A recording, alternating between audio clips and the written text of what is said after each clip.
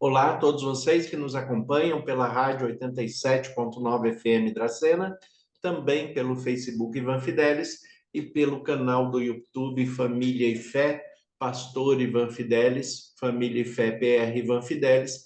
É o canal que eu peço para que você se inscreva, deixe seu like, comente, compartilhe, assim, ative o sino para receber as novas notificações, porque assim o sistema compreende que a mensagem é relevante para alcançar mais pessoas com uma boa reflexão, com um estudo bíblico, com conhecimento da palavra de Deus, para que juntos nós possamos crescer em conhecimento para sermos cristãos que aplicam a palavra de Deus em suas vidas. É assim que nós buscamos conduzir a nossa vida de maneira que agrada a Deus, de acordo com a nossa fé, de acordo com aquilo que nós acreditamos, conhecemos e colocamos em prática. E é um pouco disso que vamos falar hoje a respeito de fidelidade. Mas a todos vocês que nos acompanham, que Deus abençoe de um modo muito especial, que você tenha um tempo de reflexão, de crescimento, de conhecimento de Deus e que Deus fale à sua mente, ao seu coração, muito além das nossas palavras humanas. Deixe o Espírito Santo falar à sua mente, ao seu coração e traduzir aquilo que você precisa ouvir de Deus neste dia.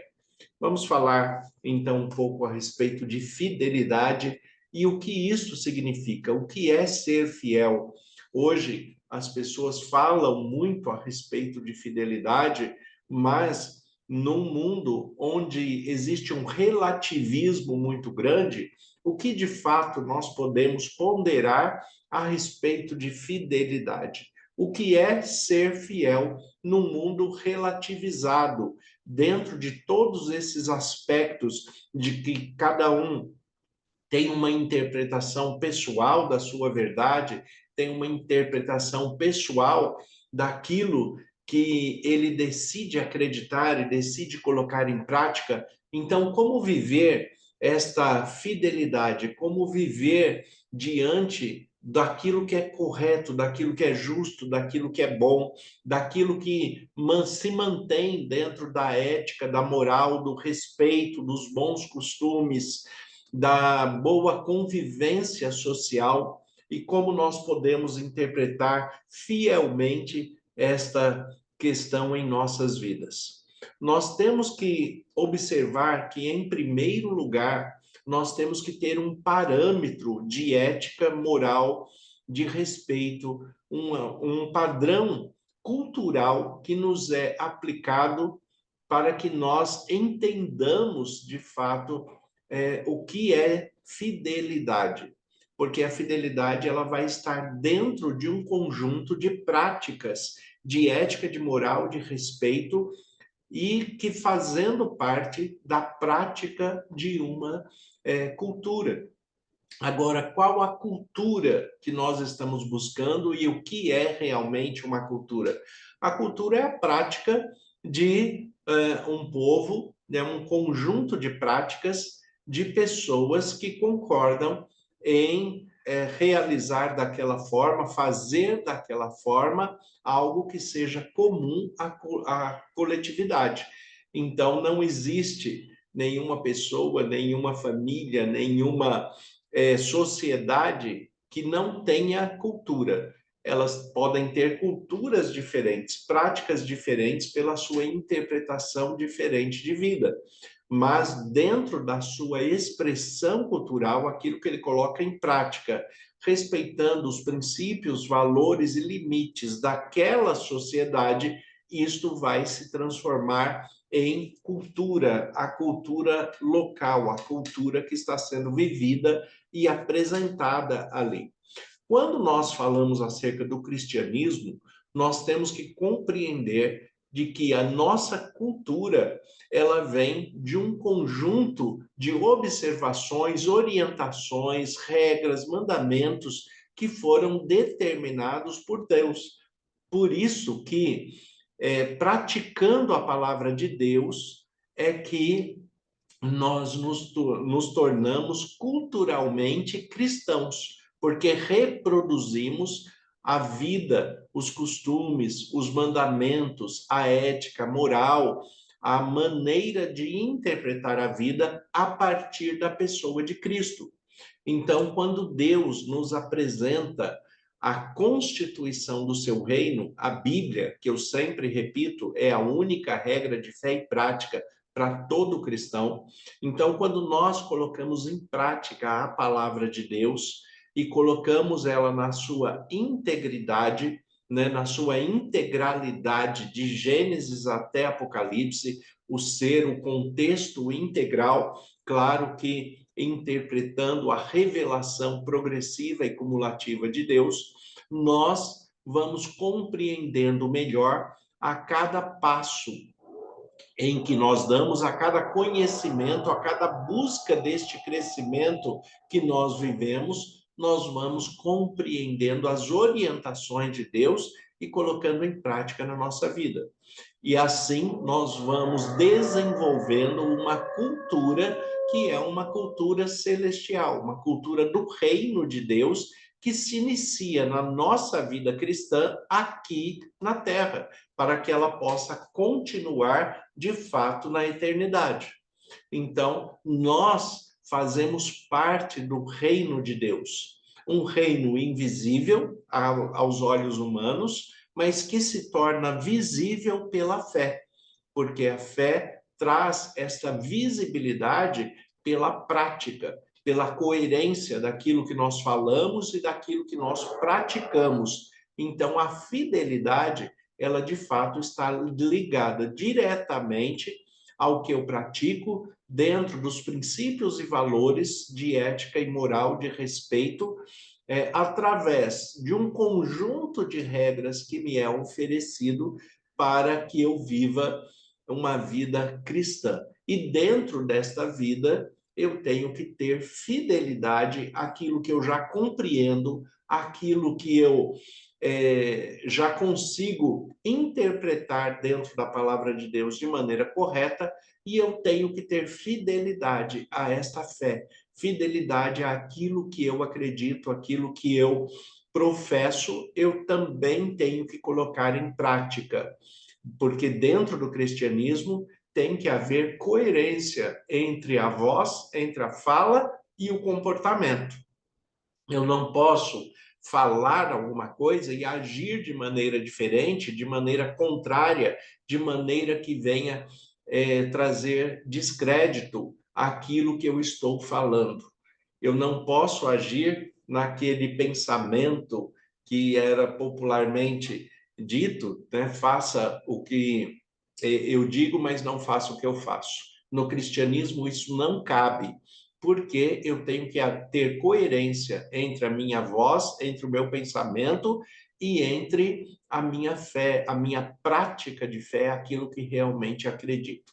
Então, o que eu falo, eu tenho que colocar em prática. E cada um diante de Deus, dentro do seu limite de conhecimento, o seu limite de compreensão, ele vai viver a sua fé de acordo com aquilo que ele já interpretou, com aquilo que ele já conheceu.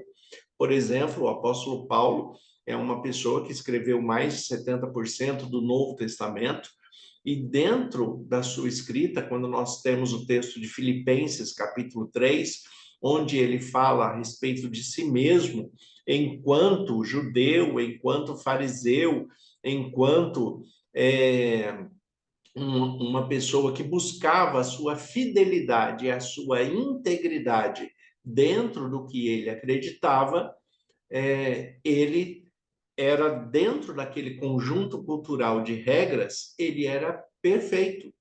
Então, o texto de Filipenses capítulo 3, ele fala, né, que se alguém pode se gloriar na carne, na sua existência humana, na sua vida humana, o apóstolo Paulo escreve, eu ainda mais, né, porque eu sou hebreu, né, de Hebreus, da tribo de Benjamim, circuncidado ao 8º dia, quanto à lei fariseu, quanto à justiça que há na lei, eu sou irrepreensível. Então, o apóstolo Paulo, ele coloca que ele fazia tudo de maneira perfeita, mas dentro daquilo que ele interpretava e conhecia. E quando ele chegou a conhecer melhor a revelação de Deus em Cristo Jesus, mesmo ele sendo fiel anteriormente, ele descobre que ele estava numa fidelidade errada, numa fidelidade enganado daquilo que realmente era correto, o que era justo, dentro daquilo que Deus estava expondo, está procurando, está querendo de cada um de nós.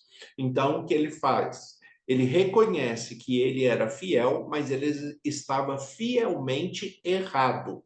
E aí, conhecendo agora o que é certo, ele permanece fiel, mas agora dentro daquilo que é justo, daquilo que é correto, daquilo que ele compreende de Deus.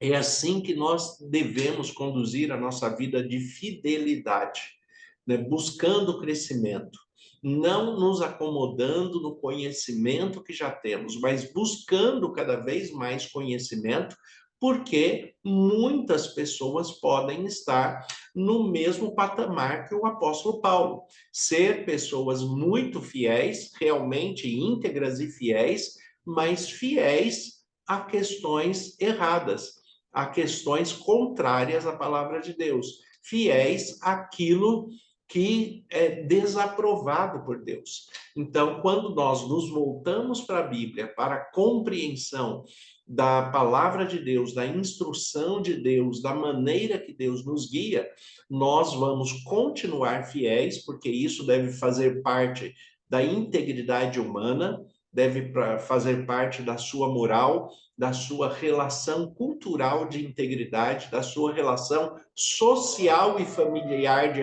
integridade. Então, todos devem permanecer fiéis, mas buscar cada vez mais uma interpretação correta da vida para ter uma fidelidade sadia, uma fidelidade correta, uma fidelidade sobre aquilo que é justo.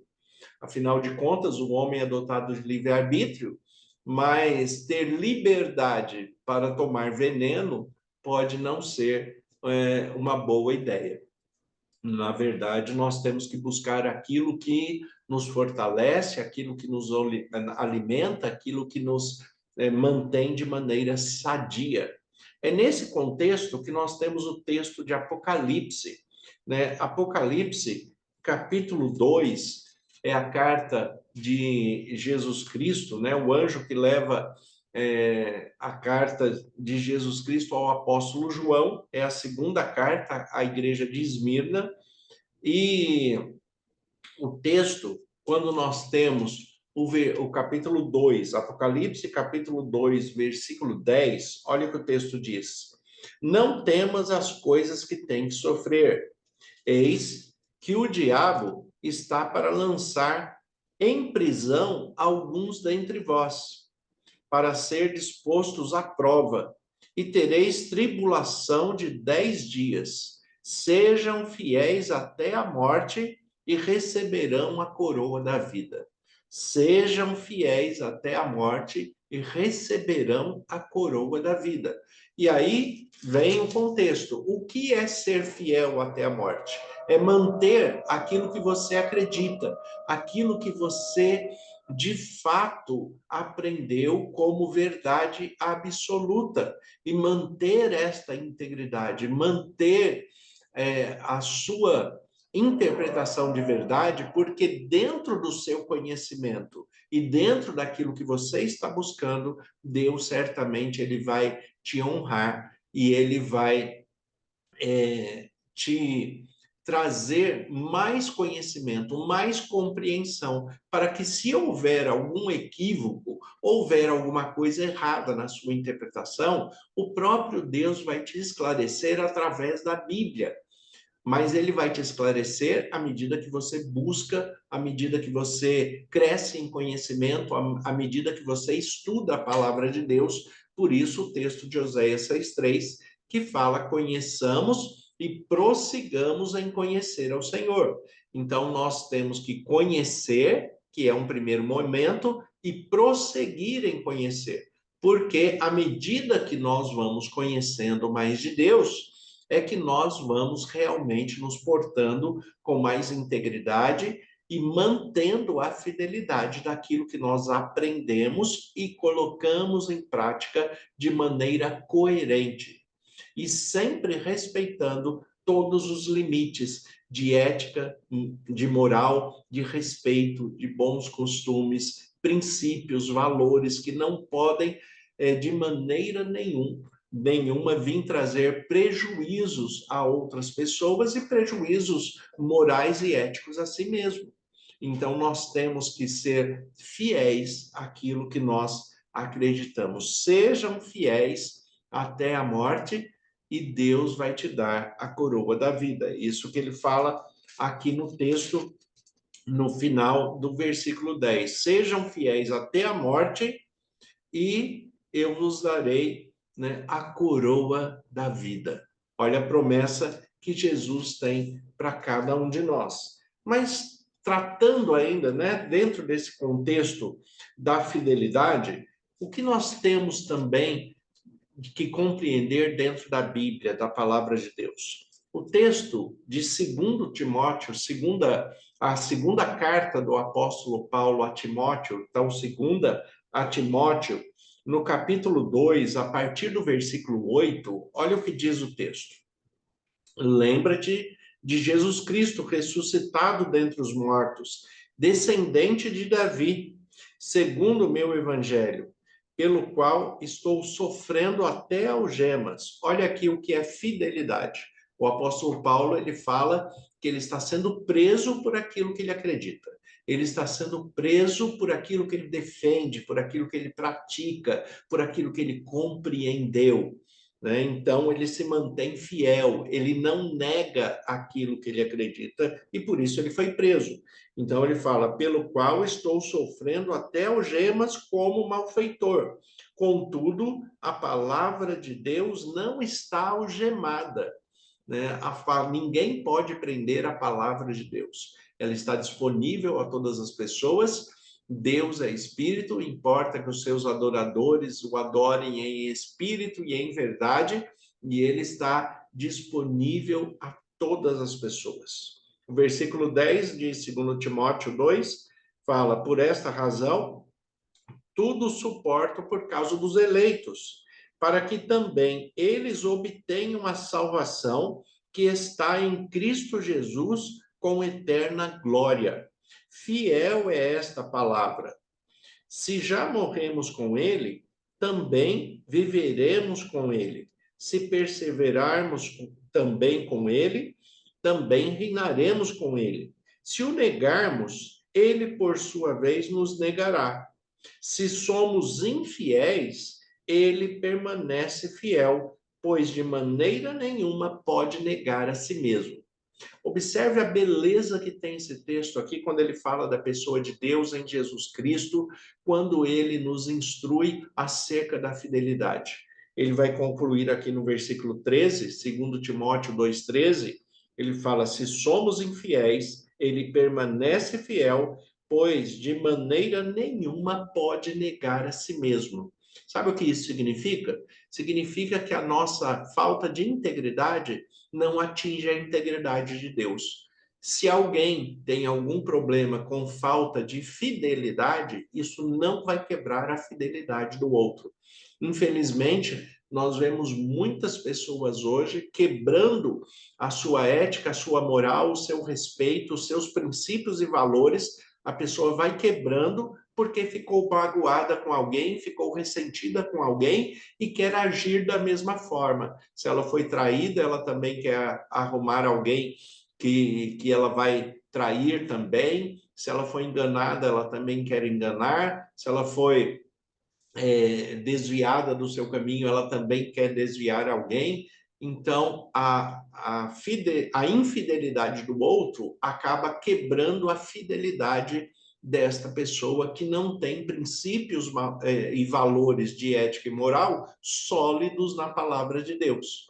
Nós temos que seguir a nossa vida cristã como o próprio texto bíblico está nos indicando a respeito de Deus. Afinal de contas, fomos criados à imagem e semelhança de Deus, nos tornamos filhos de Deus ao aceitarmos Jesus Cristo como o único Senhor e Salvador de nossas vidas, e a prova que somos filhos de Deus é que somos guiados pelo Espírito Santo, como diz Romanos capítulo 8, 16. Todos os que são guiados pelo Espírito de Deus são filhos de Deus. Então, nós somos guiados pelo Espírito Santo dentro da palavra de Deus, a Bíblia, como única regra de fé e prática, que nos traz os parâmetros de ética, de moral, de princípios e valores do reino de Deus. E mantendo esta fidelidade, mantendo esta integridade, é que nós vivemos de fato como filhos de Deus. Então, se alguém é infiel conosco, nós não podemos quebrar os nossos princípios e valores morais e éticos do reino de Deus por causa da maldade do outro, por causa da infidelidade do outro. Nós temos que ter o caráter de Cristo em nós, apresentado aqui. Se o outro é infiel, nós permanecemos fiéis, porque não podemos negar aquilo que nós acreditamos. É uma história a respeito de Sócrates, né, o filósofo, que é uma história que, até onde nós temos informação, é uma história real, mas que fala a respeito da morte de Sócrates, que Sócrates, ele, pelos seus, por aquilo que ele apresentava, os seus pensamentos, a sua interpretação de vida, a sua postura, ele foi condenado à morte e foi condenado a tomar um veneno conhecido como cicuta, para que esse veneno o levasse à morte. Mas ele teve a oportunidade de permanecer vivo, mas ele teria que negar aquilo que ele estava falando, aquilo que ele estava apresentando como verdade pessoal, né, para poder se livrar da morte. E aí Sócrates, ele fala que ele prefere morrer como Sócrates do que viver como um covarde que negou as suas próprias origens, negou os seus próprios princípios e valores. E aí ele toma o veneno e morre. Né? Isto é fidelidade. É você morrer por aquilo que você acredita. Você colocar em prática aquilo que você acredita.